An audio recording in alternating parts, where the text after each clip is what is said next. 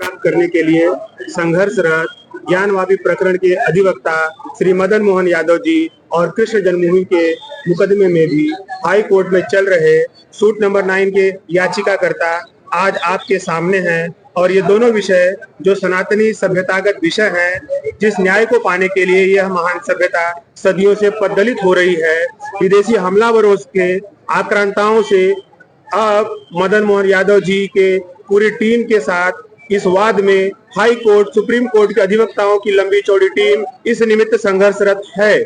इससे क्या हानि लाभ है, इस विषय में स्वयं उदीयमान सनातन के हमारे होनहार अधिवक्ता श्री मदन मोहन यादव जी प्रकाश डालने के लिए हमारे समक्ष, हमारे बीच उपस्थित हैं।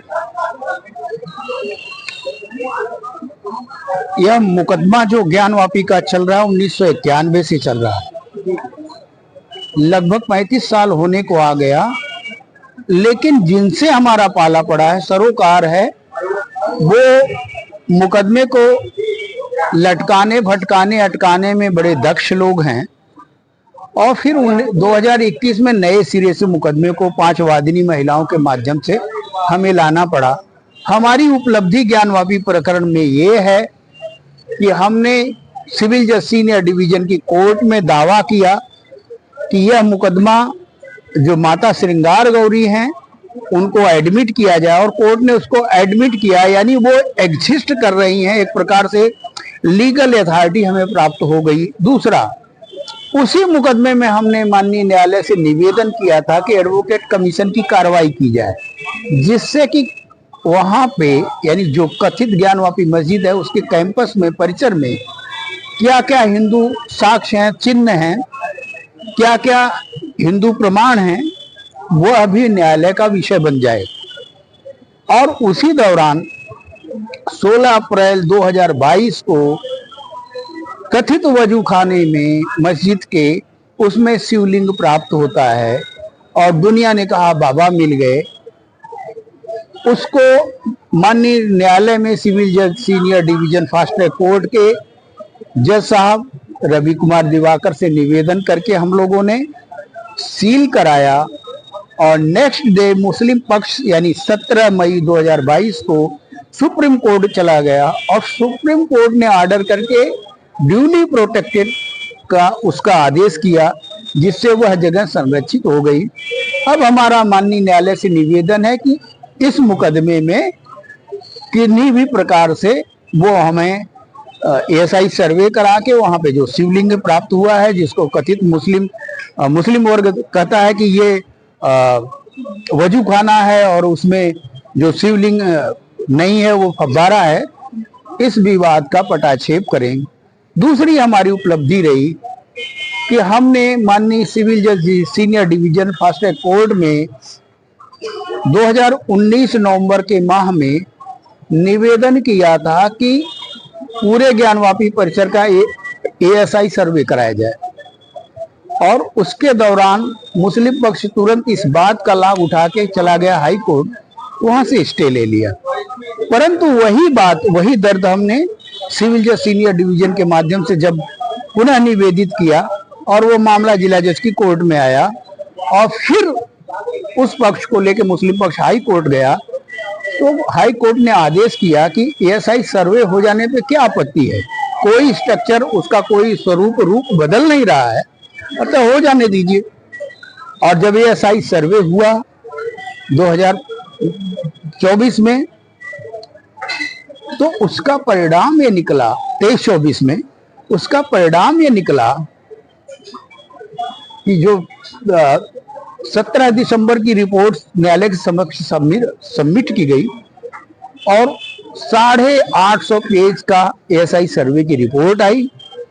350 लगभग हिंदू साक्ष्य, जिसमें स्वास्तिक का चिन्ह, त्रिशूल, संस्कृत की श्लोक, ऋचाएं, शिवलिंग, पूजन सामग्री इत्यादि भी मटेरियल वहां जो मिले, वो सब कुछ एएसआई सर्वे का पार्ट बन गया, जिससे ये सिद्ध होता है कि ये संपूर्ण परिक्षेत्र मंदिर था, इसका कणकर मंदिर है।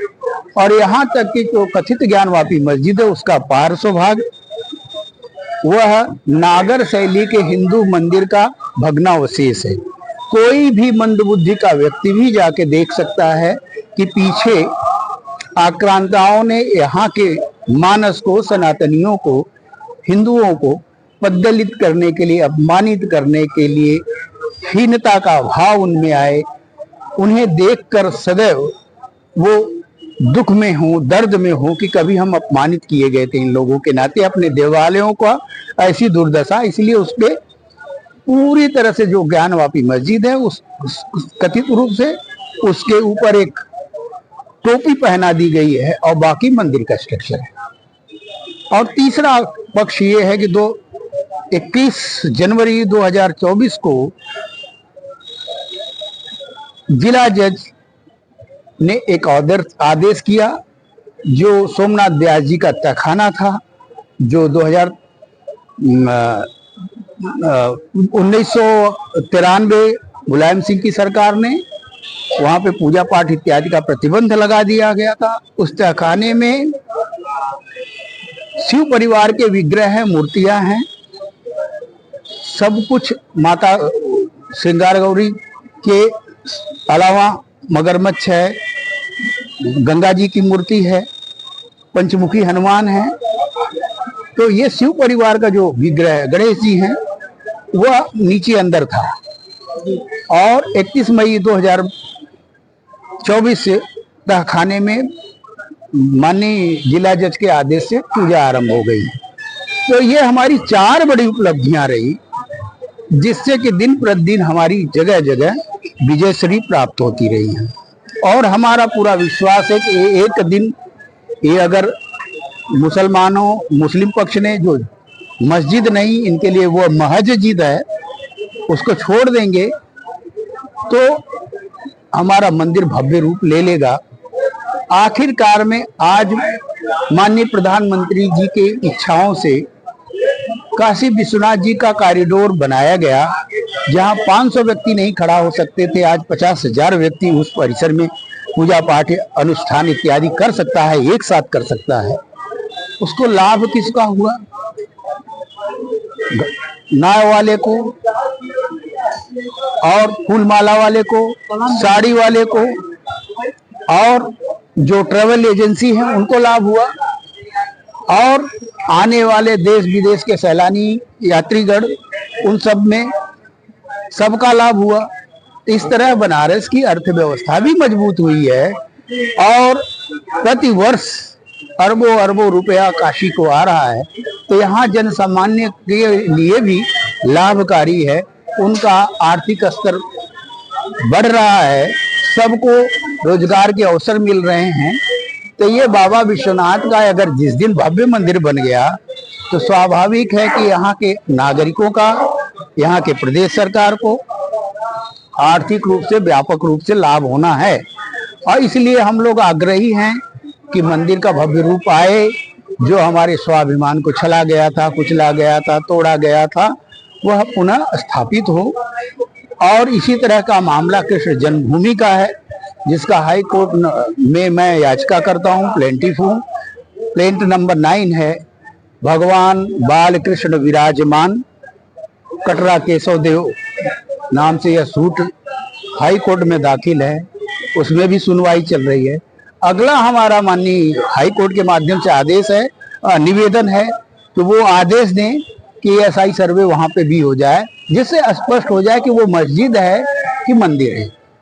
और मंदिर के ये जो अर्थशास्त्रीय, सामाजिक, सांस्कृतिक पक्ष हैं, वह वैभव, उसका लाभ हिंदुओं, सनातनियों को पुनः प्राप्त हो, इसी निमित्त ये लड़ाई लड़ी जा रही है। इसमें हमारी पूरी टीम है, हरिशंकर जैन जी हैं, उनके पुत्र हैं अश्विनी उपाध्याय जी, इतने बड़े सुप्रीम कोर्ट के वकील। मेरे एक आग्रह पे आके 1991 के वर्शिप एक्ट में, इसी मुकदमे में, 5 वादिनी मुकदमे में वो बहस किए। जो वर्शिप एक्ट है, जिसमें उनकी PIL है 2019 से, और अब उस समय उसकी सुनवाई चल रही है सुप्रीम कोर्ट में, तो वो आए और CPC के 110 के तहत उन्होंने रिलीफ हमें दिलाई और ये मुकदमा पुनः चालू हो सका, अन्यथा मुस्लिम पक्ष तो जाके स्टे ले लिया था। हमें रोकने का कोई भी प्रयास, कोई भी पक्ष, कोई भी दाव नहीं छोड़ता है।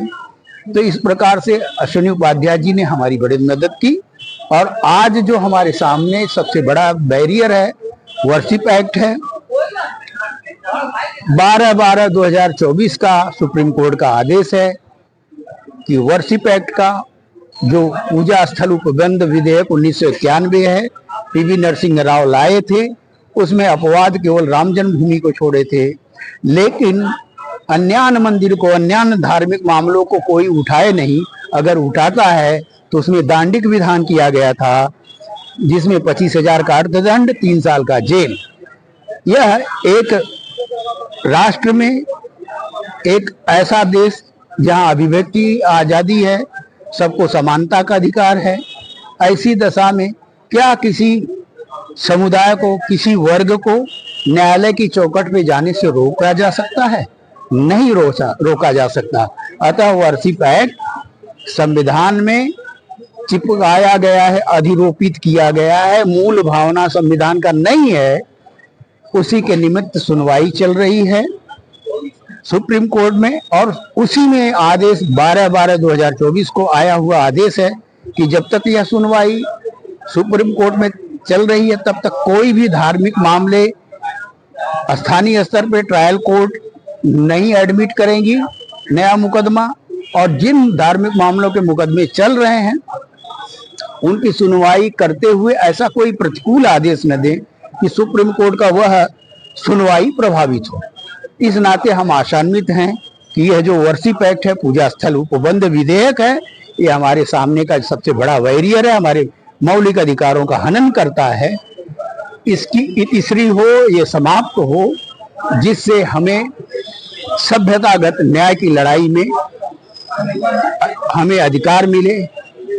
हम अपने धर्मस्थलों को, सांस्कृतिक स्थलों को, अपने उत्सवों को, अपनी उपासना पद्धति को निर्बाध रूप से क्रियान्वित कर सकें, उसका सुख प्राप्त कर सकें, उसका लाभ प्राप्त कर सकें। इस सभ्यतागत न्याय की लड़ाई में यह हमारी विजय होनी चाहिए।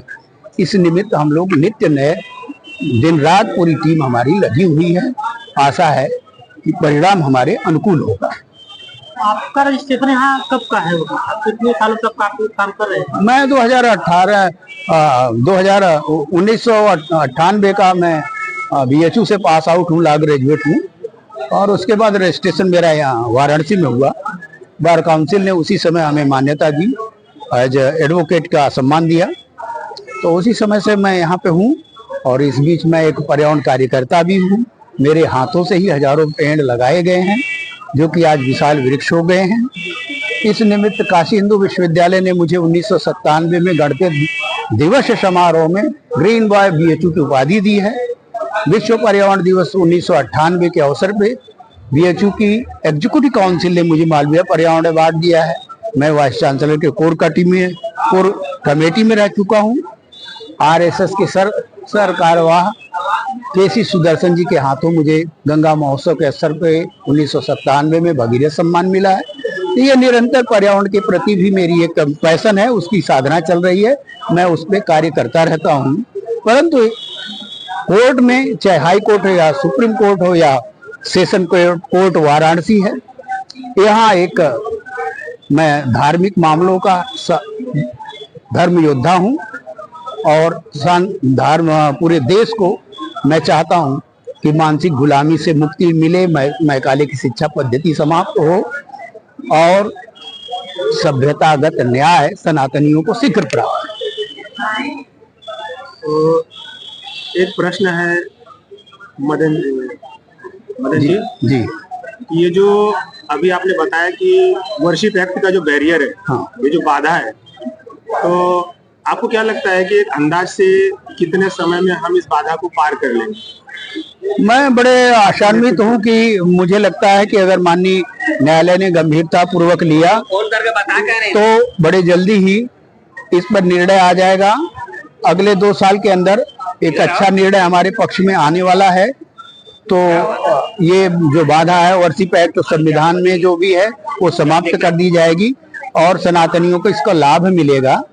और मैं सोचता हूँ कि इस कार्य को माननीय सुप्रीम कोर्ट को शीघ्र करना चाहिए, क्योंकि हमें मौलिक अधिकारों से वंचित करने की कोई ऐसी कुचेष्टा जो कांग्रेस के द्वारा 1991 में की गई थी वह सरासर गलत है, अन्यायपूर्ण है, वो समाप्त होनी चाहिए।